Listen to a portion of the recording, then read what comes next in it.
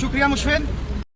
सबसे पहले तो मैं एसएफआई हंसराज व तमाम एसएफआई की जो बाकी यूनिट्स हैं, बाकी ऑर्गेनाइजेशंस जो इधर आए हैं और यूथ ऑर्गेनाइजेशंस, टीचर्स भी जिनका इधर आने की योजना थी पर कुछ कारणों की वजह से नहीं आ पाए, उन सबको मैं अपना क्रांतिकारी अभिनंदन करता हूं। पर उसके साथ साथ जो हंसराज कॉलेज के स्टूडेंट्स ने मेरे को मुशफिन और बाकी लोग बता रहे थे कि किस तरीके से एक वहीमेंट सपोर्ट, वहीमेंट सॉलिडारिटी हंसराज कॉलेज के स्टूडेंट्स ने इस इशू पर दिया है।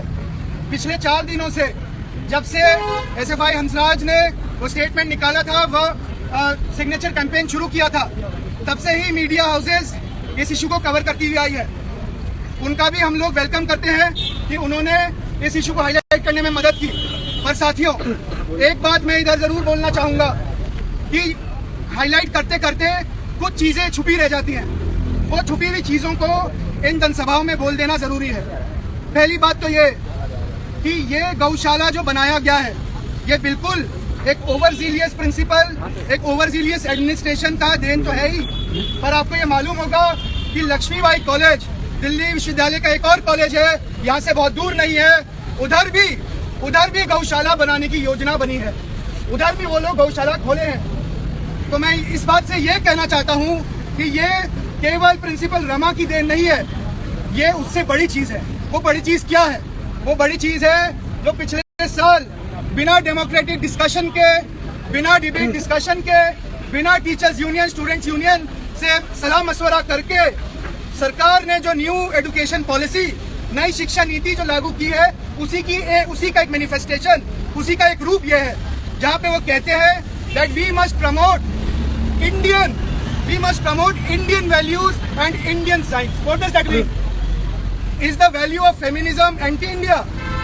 Because it was originated, some scholar has written in the West, is the value of socialism anti-India?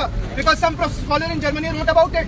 No, that is what they want to propagate. Of course we don't believe. They believe that only the scripts written by मनुवाद के जो लेख है वो Indian है। हमारा ये मानना नहीं है। मनुवाद के लेख जो किसी भी स्कॉलर से आप पूछें या उसको खुद पढ़ें तो आपको आराम से समझ आ जाएगा कि उस लेख की आज के डेट में तो कोई जगह है ही नहीं, पहले भी नहीं होनी चाहिए थी। वो लेख इंसान को इंसान के प्रति नफरत कराना सिखाता है, पुरुषों को बताता है कि महिलाएं कैसे नीचे है, ब्राह्मणों को बताता है दलित कैसे नीचे है। इस तरीके के लेख और उसके अराउंड एक इंडियननेस का फॉर्मेशन जो नई शिक्षा नीति करना चाहती है, उसका मैनिफेस्टो ने किए हैं, जिसमें वो कहते हैं कि हमें रिसर्च पर्पसेस हवन कराने के लिए, दूध देने के लिए, घी देने के लिए, अचानक से सेल्फ सफिशिएंट बनने के लिए हम लोग एक गौशाला खोलेंगे, एक गाय रखेंगे। मेरी बात यह है कि सेल्फ सफिशिएंट अगर आपको बनना है तो आप बनिए ना self sufficient. Ensure that no student in your college is forced to take bad accommodation outside. That will be self-sufficient. Self-sufficient will be when students in Delhi who cannot study in their homes, वो लड़कियां जो अपने घर में नहीं पढ़ पा रही है क्योंकि उनके घर में 1-2 कमरों का घर है या घर परिवार में उनको बाकी काम करने की उम्मीद की जाती है उनसे, उनको अगर आप इधर हॉस्टल दें ताकि वो अच्छा पढ़ पाए, that will be self-sufficient. Opening a गौशाला is not self-sufficient. Another point, comrades. Another point is that, and it is very important for us to understand, the whole politics, जो पूरी ये योजना है हॉस्टल ना खोलने की और उसके तहत हम आज देख रहे हैं जो कैंपस ना खोलने की, उसकी योजना भी आप समझिए। इस सरकार ने 30 साल में शिक्षा में सबसे बड़ा बदलाव तब किया जब ना तो स्टूडेंट कॉलेज में था, ना टीचर कॉलेज में था। स्टूडेंट टीचर से मिलने तो आए नहीं, पर उनको प्रतिरोध करना, विरोध प्रदर्शन के द्वारा अपनी आवाज जताना, अपने ओपिनियंस देना, वो डिसअलाउड था कोरोना की वजह से। It was then that the government decided to implement the biggest reform in the last 30 years. It is then that the Hansraj College administration is deciding that 2 years of continuous promise to the students of Hansraj College के बच्चों को 2 साल से जो promise वो लोग दिखाते आए हैं, NRIF रैंकिंग 2 साल से जिसके माध्यम से वो लेते आए हैं, उस प्रॉमिस को हटाकर अपना एक पर्टिकुलर आइडिया वो थोपेंगे। और ये केवल हंसराज की बात नहीं, यहाँ पे अलग अलग विश्वविद्यालय के छात्र भी हैं। आप देखिए अम्बेडकर विश्वविद्यालय Delhi, so called progressive university of this city, उनके एडमिनिस्ट्रेशन ने भी ये योजना बनाई क्योंकि उधर एसएफआई, बाकी स्टूडेंट ऑर्गेनाइजेशन बहुत स्ट्रांग है। उधर स्टूडेंट यूनियन में यही लोग स्टूडेंट्स इनको चुन के भेजते हैं, वो स्टूडेंट यूनियन एक्टिव है इसलिए लॉकडाउन जब इंश्योर किया तब उन्होंने अलग अलग डिसिप्लिनरी मेजर्स, अलग अलग साजिशें उन्होंने रची, इंक्लूडिंग स्टूडेंट्स का सस्पेंशन वो लोग करवाने लगे। So this is the whole system basically is oriented. पूरे सिस्टम की यही योजना है कि किस तरीके से इस लॉकडाउन को यूज करके उसका फायदा उठाकर जो उनका मन करे बिना स्टूडेंट्स के प्रतिरोध से, बिना टीचर्स के प्रतिरोध को झेलकर वो लोग इम्प्लीमेंट कर देंगे। सवाल ये है पर कि first year, second year, third year के स्टूडेंट्स हंसराज के, दिल्ली विश्वविद्यालय के, अंबेडकर के, जेएनयू के, क्या वो ये होने देंगे या नहीं? अगर उन्होंने हमें हमारी बात बोलने के लिए कॉलेज बंद करवा रखे हैं, कोई दिक्कत की बात नहीं। हमारे पास 2 पैर है, हमारे पास एक मुंह है। एक एक घर जाके हमें कैंपेन करना है, बाकी स्टूडेंट्स को लाना है कि आने वाले समय में ना केवल हम लोग आज इधर एक टोकन प्रोटेस्ट, एक सिंबॉलिक प्रोटेस्ट करने आए, पर आने वाले समय में हम रमा मैम के हाथों से ही गर्ल्स हॉस्टल की नींव डलवाएं। ये हमारा एम रहेगा। और इसी के तहत एसएफआई स्टेट कमेटी ये अनाउंस करना चाहती है इस प्रोटेस्ट मीटिंग में कि आने वाले 1 साल हम लोग 1 ईयर 1 हॉस्टल कैंपेन चलाएंगे।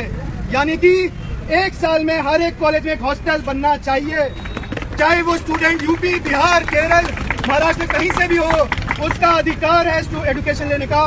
दिल्ली विश्वविद्यालय में क्वालिटी एजुकेशन तभी हो सकती है जब उसको रेंट की चिंता ना हो, जब उसको खाने की चिंता ना हो। हॉस्टल और मेस वो चिंता दूर करता है। इसलिए 1 साल में एक हॉस्टल बनाने का संकल्प एसएफआई दिल्ली स्टेट कमेटी की तरफ से मैं आपके बीच रखता हूं और ये भी उम्मीद करता हूं कि आप सब despite your affiliations, despite your political affiliations, despite our disagreements, will come together for this demand as we have come together for this protest. In the end, I would only ask you, question you, कि आप सब जानते हैं कि मोदी सरकार व उनके चट्टे बट्टे जो इधर भी हैं, हर जगह हैं, उन्होंने एक ऑरा बनाया है अपने अंदर, अपना मतलब प्रोपेगेंडा से, गोदी मीडिया के द्वारा प्रचार प्रसार से, कि वो इनविंसिबल है, कि वो झुकने वाले नहीं। Man and women of steel, you cannot bend them. But 1 year of farmers' protest has shown us that their spine is not of steel, but it's a human spine. We can bend them if we want. Point is whether the student community, whether everyone who has gathered here is ready to follow the footsteps of our farmers, is ready to follow the footsteps of the martyrs, the 700 martyrs that the farmers movement had.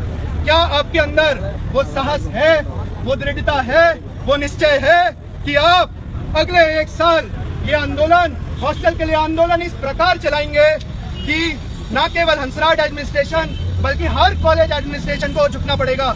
मैं आपसे पूछना चाहता हूं साथियों, अगर दिल में आग है तो जोर से बोले हाँ, कि क्या आपके पास वो साहस है? क्या आपके पास वो साहस है? क्या आपके पास वो निश्चय है? क्या आप दृढ़ हैं? तो फिर आपको और मुझे मिलकर कोई भी हो, चाहे वो रमा हो, चाहे वो केजरीवाल हो, चाहे वो मोदी हो, कोई भी नहीं हरा सकता।